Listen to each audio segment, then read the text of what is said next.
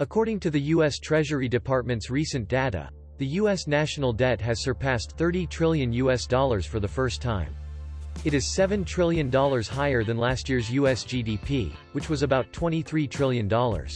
It is greater than the combined GDP of China, Japan and Germany, and is equivalent to 26 times the combined GDP of the world's 46 least developed countries.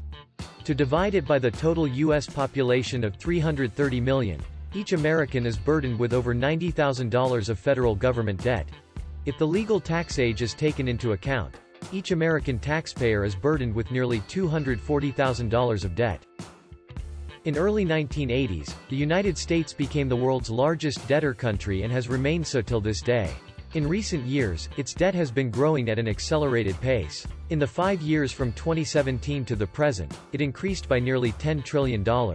Now, in every 4 seconds, the U.S. federal government debt increased by nearly $100,000. Especially since the outbreak of the COVID-19 pandemic, in just 2 years, the debt has increased by nearly $7 trillion. If you stack up $1 bills of the same value as the debt, its height is equivalent to the length of a round trip from the Earth to the Moon. Not long ago, the U.S. national debt exceeded $30 trillion. The dream of reaching the Moon with $10 bills, $35 trillion, is no longer far away. According to a report by the U.S. Congressional Budget Office, the ratio of federal government debt held by the American public to GDP will increase from about 100% now to 202% in 2051. With the incessant expansion of the debt, the risk of unsustainability is increasing. This year, the Federal Reserve will raise interest rates, and every increase by 1 percentage point will push up U.S. debt service costs by $100 billion or more each year. If the U.S. were to default on its debt, it would create a huge shock for global financial markets.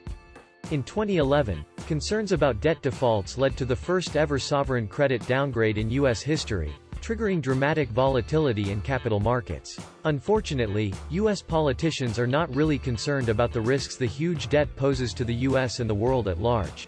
The Wall Street Journal put it accurately: it caused a flutter of headlines but merely yawns from the political class.